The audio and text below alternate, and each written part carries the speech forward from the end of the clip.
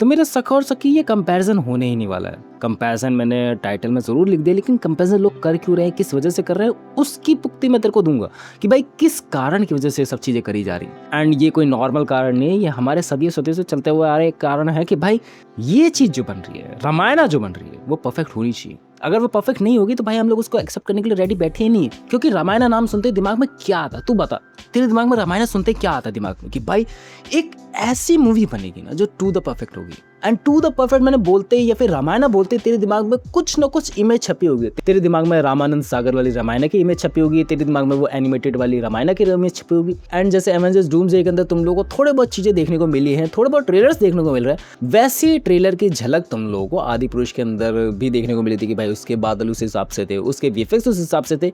लेकिन तब तुम लोगों ने आदि पुरुष को तो हिट दिया था, लेकिन इस टाइम पे तुम लोग डूम्सडे को हिट नहीं दे रहे हो। ये मेरी मेन गड़बड़ी लगी कि भाई ये क्यों हो रहा है। देखो इसका होने का कारण तू ऑलरेडी जाता, तो मुझे पता है तो वो मत बता कि भाई इसका आंसर क्या होने वाला है। मुझे पता है कि भाई तुझे एट द एंड मार्वल वालों पे पूरा भरोसा है कि भाई मार्वल मूवी लेके आ रहा है, वो टू द परफेक्ट बनाएगा। वो थोड़ा बहुत कमियां थोड़ा करके वो टाइम तक उसको सुधारता रहेगा, जब तक 19 दिसंबर तक उसकी मूवी लॉन्च नहीं हो जाती, अगर मैं गलत नहीं डेट बोल रहा हूँ तो। सो रामायण से क्यों नहीं हम लोग एक्सपेक्टेशन लगा के बैठे हुए हैं। मैंने शुरू में इसका तर्क बताया कि भाई अगर रामायण से हम लोग इस तरीके की उम्मीद इसलिए ही नहीं लगा सकते क्योंकि हम लोग को नहीं पता कि डीने कंपनी कौन है। देख तुझे पता है, मे बी मेरे को पता है कि भाई डीने कंपनी कौन है एंड इसने किस किस कंपनी के लिए वीएफएक्स ऑलरेडी बना के दे चुकी है। एंड ड्यून में भी इनका ही हाथ है जो दिसंबर में ही आने वाली है। लेकिन बहुत सारे लोग सिनेफाइल नहीं है, बहुत सारे लोगों को पता ही नहीं कि भाई ये डीने कंपनी है कौन। बहुत सारे लोग तो नमित मल्होत्रा का नाम तक नहीं जानते थे कि भाई ऐसा कोई बंदा एग्जिस्ट करता है जो ये कंपनी चलाता है। एंड जो भी बड़े बड़े वीएफएक्स प्रोडक्शन वाले काम है वो अपनी कंपनी करती है, अपने देश की कंपनी करती है। ये हमें आज तक पता ही नहीं था।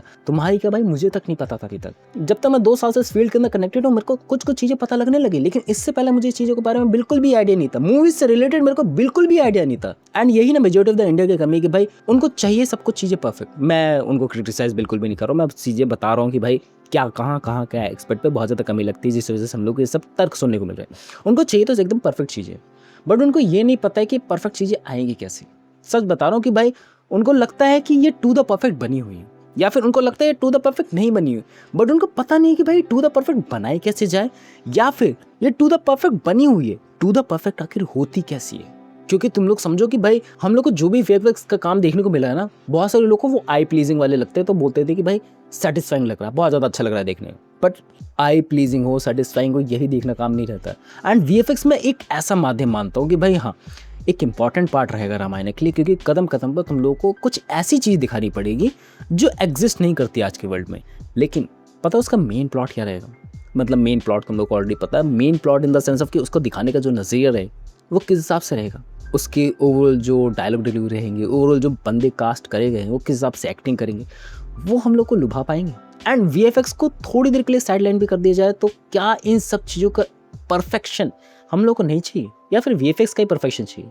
क्योंकि कभी ना कभी तुम लोग को दिमाग में आया होगा कि भाई सब चीज़ें तो अच्छी लग गई हैं, मूवी बहुत ज़्यादा आई प्लीजिंग लग रही है, मूवी बहुत ही ज़्यादा देखने वाइज ब्यूटीफुल लग रही है, लेकिन वो एक छाप नहीं छोड़ के जा पा रही है।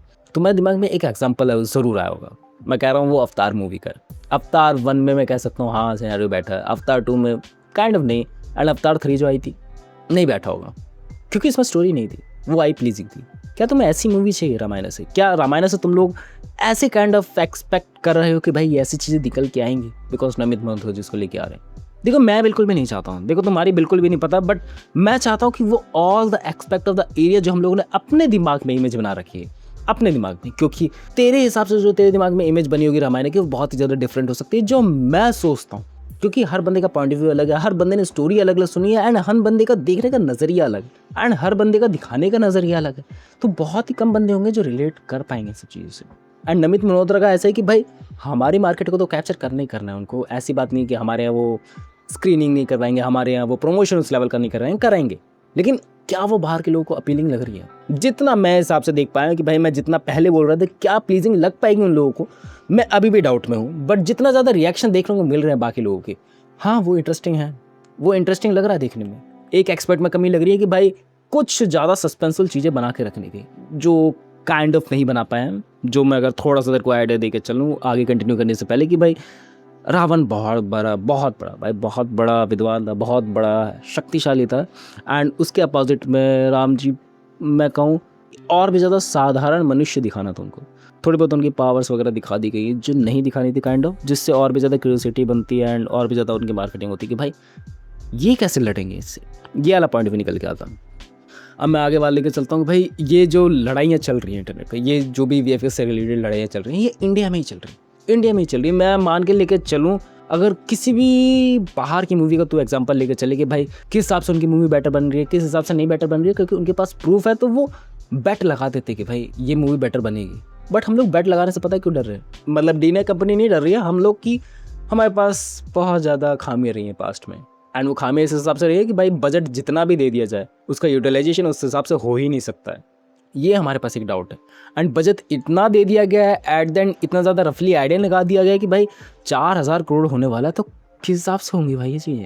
एंड अगर ये मूवी भी नहीं चली तो आगे हमारे सामने क्या एग्जाम्पल सेट हो गए? कोई बंदा मूवी के लिए इतने ज़्यादा पैसे लगाएगा? और ये भाई मैं कह रहा हूँ मूवी से रिलेटेड जो बंदे हैं ना वही ज़्यादा रिलेट कर पाएंगे कि भाई आगे ऐसी चीज़ें आ पाएंगी कि नहीं आएगी। सिनेमा वर्ल्ड और भी ज़्यादा कितना नीचे जाने वाला है, ऊपर जाने वाला है, ये देखने वाली बात होगी। एंड पता है एट द कंक्लूजन क्या निकल के आता है कि भाई रामायण वर्सेस एवेंजर्स डूम्सडे के जो भी वीएफएक्स से रिलेटेड लड़ाइयाँ चल रही हैं, ये उसी दिन खत्म होंगे जिस दिन ये थिएटर्स के अंदर रिलीज हो जाएंगे। एंड रामायण का तो हम लोग को पहले देखने को मिल जाएगा। एंड डूम्सडे के अंदर हम लोग को ऑलरेडी पता है कि भाई प्रूवन चीज़ें रही हैं पास में, तो उन्होंने बेटर बनाई है। कुछ कुछ चीज़ों को छोड़ के मार्वल की सारी ही चीज़ें ऑलमोस्ट परफेक्ट सी लगती है, उसमें वीएफएक्स वाइज कोई भी कमी नहीं लगती। अगर उनकी कोई बड़ी मूवी हो, छोटी मूवी के अंदर मैं कह सकता हूँ भाई हाँ वो उतना ज़्यादा वीएफएक्स हैवी काम कभी कभार नहीं करते हैं, कभी कभार अच्छा नहीं होता है। बट जो डीन है कंपनी, उस पर हमें आई थिंक थोड़ा सा बिलीव करना चाहिए। जिस हिसाब से उन्होंने पास्ट में वर्क करे, मैं उनके वर्क और भी ज़्यादा बताना नहीं चाह रहा, तुम लोग खुद ही जाकर गूगल करना कि भाई डीन कंपनी ने कितनी ज़्यादा हैवी वीएफएक्स करे अपने पास्ट में।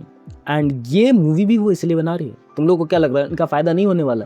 अगर डीन कंपनी अच्छी मूवी, अच्छी वीएफएक्स हैवी मूवी बनाएगी, जो उनका काम है एट द एंड बनाना, तो भाई इनका ओवरऑल जो मार्केट है वो कितना ज़्यादा बड़ा हो सकता है एंड कितने हैवी हैवी प्रोजेक्ट्स इनको मिल सकते हैं। इसलिए भी ये काम करे जा रहे हैं एंड इसी बिजनेस के थ्रू ये और भी ज़्यादा बिजनेस कैप्चर करना चाह रहे हैं। और हाँ, जैसे ही पार्ट 1 के अंदर हम लोग को चीज़ें थोड़ी सी भी क्लियर आउट दिखेंगी ना कि भाई इसके वीएफएक्स ठीक ठाक है, इसकी रामायण की जो ओवरऑल प्रेजेंस है वो हम लोग फील कर पा रहे हैं, ऐसी रामायण हम लोग एक्सपेक्ट कर रहे थे। पार्ट 2 के लिए कोई डाउट रह ही नहीं जाएगा। लिटरली बता रहा हूँ, पार्ट 2 ऐसे नोट पे एंड हो जाएगी ना कि भाई अगर उसके वीएफएक्स में थोड़ी बहुत भी कमियां लगी एंड उसके बाद ट्रेलर आया पार्ट 2 की, पार्ट 2 रिलीज होने से पहले मतलब, सो भाई उसके अंदर कोई भी कमियां निकालेगा ना बंदा, उसके कमेंट सेक्शन में लोग जाके गाली देंगे कि भाई पार्ट 2 के लिए तो वेट कर। पार्ट 1 आने से पहले तो इतना सब कुछ बोल रहा था ना, पार्ट 2 आने का वेट कर, उसके बाद जाके सारा कंक्लूजन दे।